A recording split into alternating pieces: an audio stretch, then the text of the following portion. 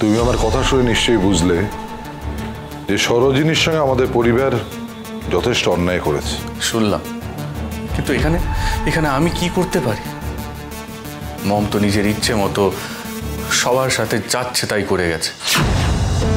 আর তুমিও নিজের mission successful করার জন্য সরোজিনীকে ব্যবহার করেছো।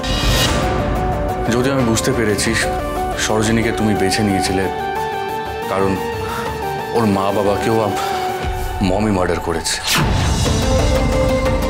মম, দাদু, রাতুল মামা এরা শাস্তি পেলে সরোজিনী খুশি হবে। এটাই এখন আমাদের একমাত্র লক্ষ্য হওয়া উচিত। আমাদের সময় নষ্ট না করে ভাবা উচিত মমকে কিভাবে এক্সপোজ করতে হবে। আর সরোজিনী নিজের যে আঘাতটা লাগলো আমাদের জন্য, তার কি হবে রণ? ওর মনে তো আমি, তুমি, আমরা সবাই বিরাট আঘাত দিয়েছি।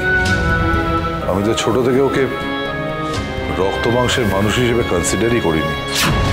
সব সময় ওকে আমি আমার মিশনের একজন সৈনিক হিসেবে দেখেছি। কিন্তু ও যে একজন মানুষ, ওর একটা মন আছে, ওর নিজস্ব চাওয়া পাওয়া আছে, এগুলো তো কোনোদিন কেয়ারই করিনি। অন্ধের মতো শুধু নিজের লক্ষ্যের দিকে ছুটে গেছে। কিন্তু তুমিও তো একই ভুল করছো রণ। আমি কি করেছি? আমি সবটা এখন জানি রণ। তুমি সরোজিনীকে ছেড়ে চলে যেতে চাইছো কারণ অরো ওকে ভালোবাসতো বলে। আমরা দুজনই ভালো করে জানি আমাদের বিয়েটা কিভাবে হয়েছে। আমি জেদ করে আপনার সাথে বিয়ে করেছি, আর জেদ করেই আপনার সমস্ত দায়িত্ব পালন করেছিলাম। কিন্তু এখন বুঝতে পারছি আমার জেদটা ভুল ছিল, আর সেই ভুলের মাসুল আমি এত দিন ধরে গুনছি। কিন্তু আর আমি পারবো না। ডিভোর্স পেপার আমি সাইন করে দিয়েছি, আপনিও করে দিন।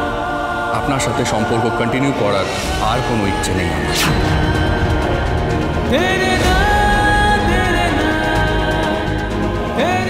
তোরা দুজন এইভাবেই সারা জীবন একসাথে থাকিস,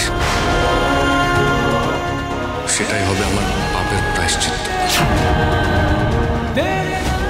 এটা কি ওর সঙ্গে নতুন করে অন্যায় করা নয়? দেখো আমি যা করেছি আমি তো সেটা স্বীকার করলাম, কিন্তু তুমি তোমার বাবার মতো এক ভুল কেন করবে রণ? অরো আর সরোজিনী তাতে ভালো থাকবে তো। আমি না জেনেই ওদের দুজনের মাঝে চলে এসেছি। ভুল করছো রণ। তুমি কারোর মাঝে চলে আসোনি। আমি তোমাকে বাধ্য করেছি ওদের মাঝে আসতে। আমি তোমাকে বাধ্য করেছি সরোজিনীকে বিয়ে করতে। তুমি নয়, প্ল্যানটা আমি করেছিলাম রণ। অনেক রহস্যের চাবিকাঠি লুকিয়ে রয়েছে ওই চ্যাটার্জি ভিলায়। সেই জন্যই তো তোমাকে ওখানে পাঠিয়েছি সরোজিনী। বিয়েটা হলে ওই চ্যাটার্জি ভিলায় তোমার পাকাপাকি একটা জায়গা হবে। আবার সেটা আমি শুনলাম, কিন্তু যে যতই বাধ্য করুক না কেন,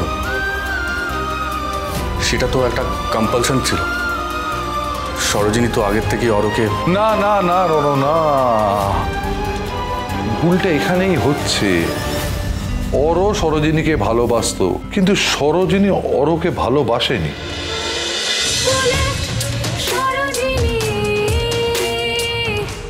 স্টার জলসায় ও জিও হটস্টারে